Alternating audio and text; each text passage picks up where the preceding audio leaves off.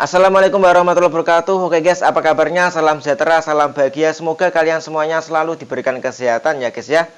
Oke guys, di video kali ini kita akan mereaction beberapa video lagi. Video kali ini sangat menarik sekali guys, yaitu mengenai tentang keadilan di negara kita.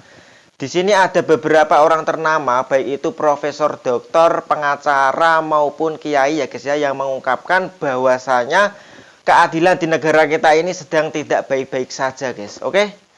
Bagaimana sih ungkapan para mereka? Mari kita simak video ini guys. Let's go. Saya tidak pernah melakukan itu. Kenapa saya tidak pernah melakukan itu? Saya tidak pernah melakukan itu, Pak. Saya bukan otak. Saya bukan Tuhan. Agar tertib, tunggu. Saya rela mati.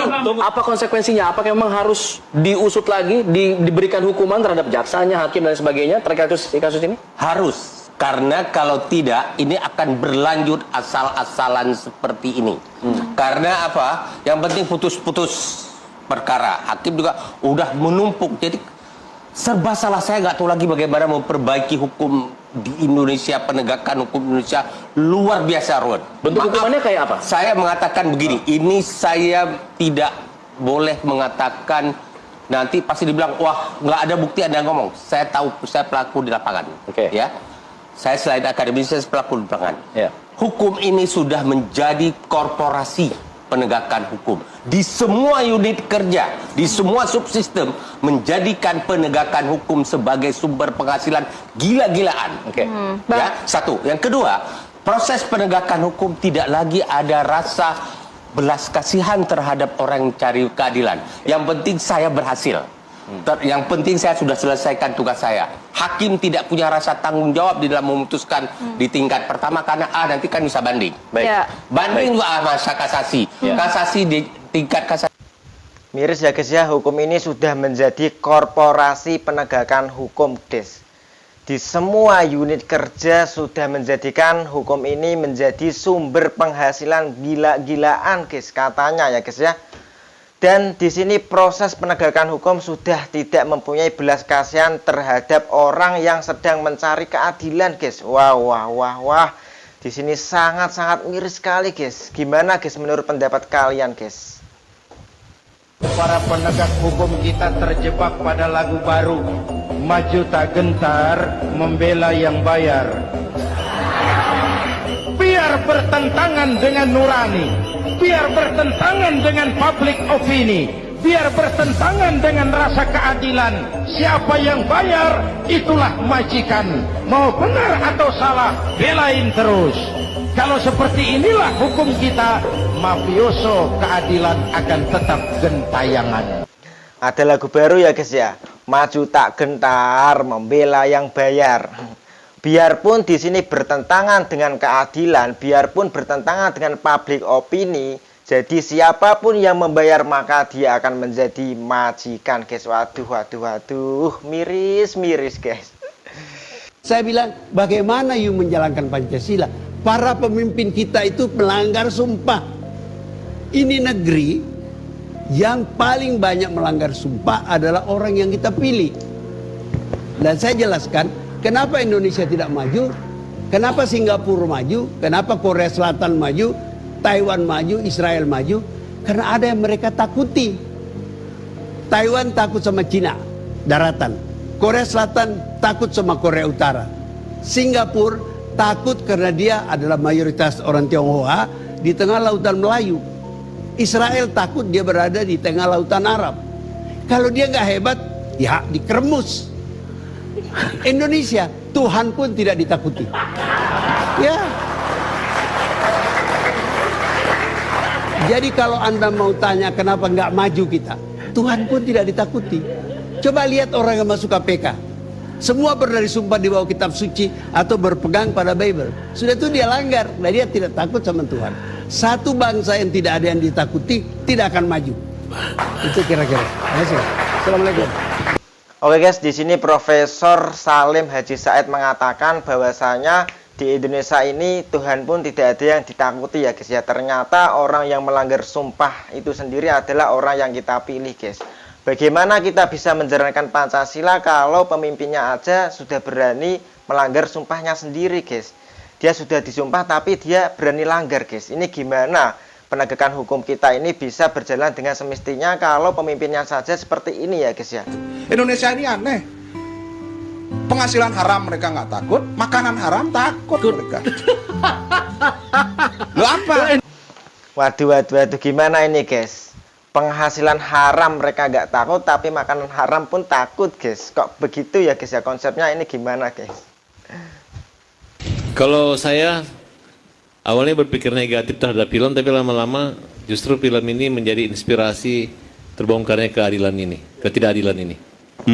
Jadi kita harus terima kasih juga sama film. Ya, kalau saya menggambarkan di India itu kan juga orang bikin film sampai polisi India jelek-jelekin, nggak ada juga ditangkap polisi. Yang parah itu kalau di Indonesia bikin film yang ngejelekin polisi ditangkap produser semua.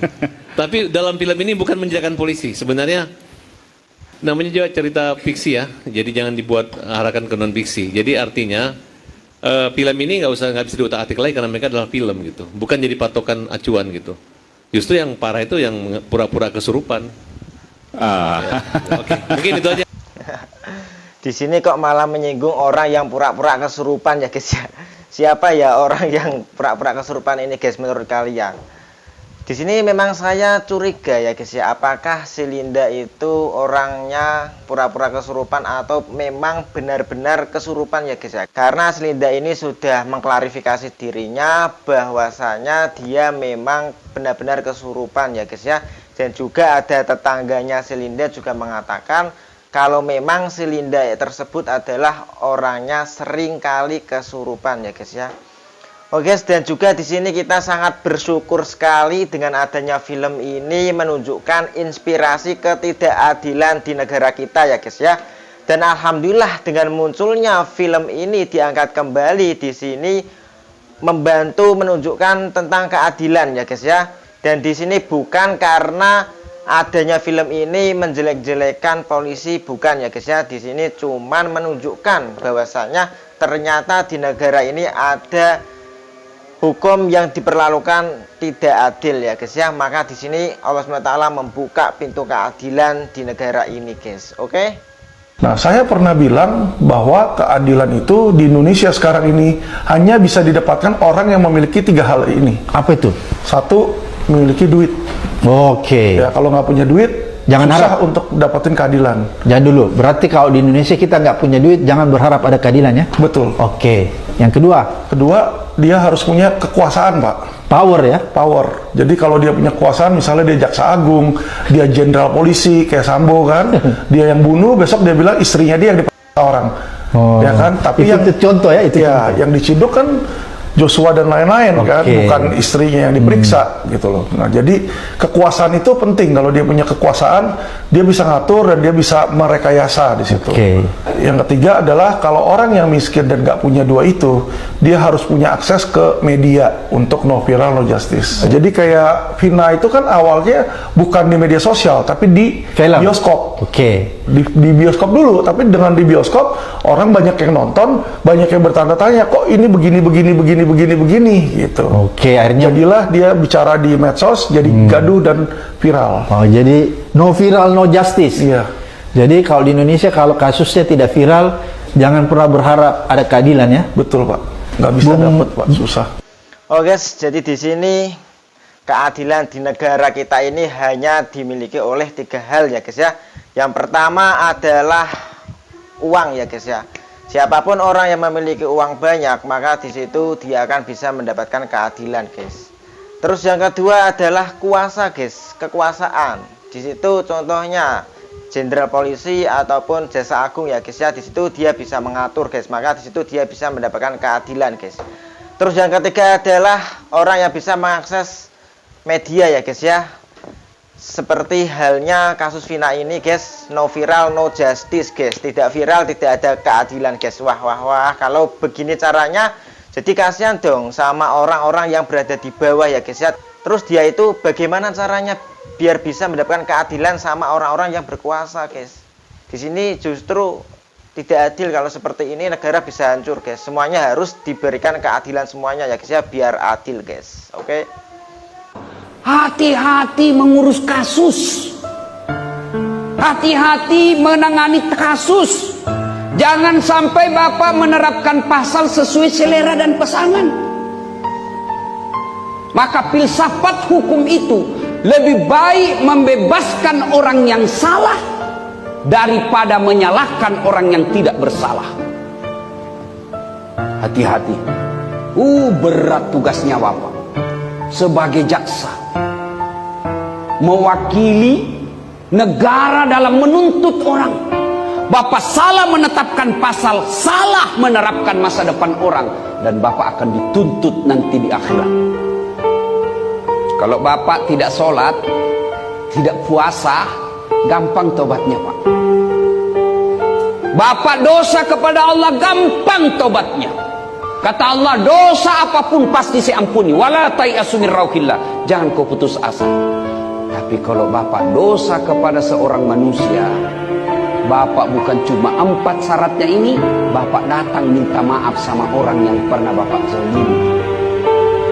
Oke guys, di sini memang kalau untuk mengurus sebuah kasus memang harus dipikir dengan secara matang, harus cari bukti-bukti dengan sangat matang sekali, karena di sini kalau sampai terjadi salah menerapkan pasal, maka di situ juga kita salah menerapkan masa depan seseorang guys. Sangat kasihan sekali kalau terjadi salah tangkap ya guys ya. Jadi harus sangat berhati-hati dalam menangani sebuah kasus ya guys ya. Di sini seorang ulama mengungkapkan bahwasanya kalau kita tidak sholat, untuk masalah di situ kita bisa taubat. Tetapi kalau ini sudah bertentangan dengan masa depan seseorang, di sini kita harus meminta maaf, dan meminta maaf saja seharusnya tidak cukup ya guys ya, karena di sini sudah mendolimi seseorang, sudah menerapkan masa depan seseorang dengan jalur yang salah, dan sangat kasihan sekali kalau masa depannya sudah tercoreng ya guys ya, sudah hancur. Pokoknya di sini aduh. Oke guys, mungkin pembahasannya cukup sampai di sini saja. Menurut kalian gimana guys? Jangan lupa yang belum subscribe silahkan di subscribe, di like, di komen, dan berikan notifikasinya. Oke, thank you for watching. Bye bye.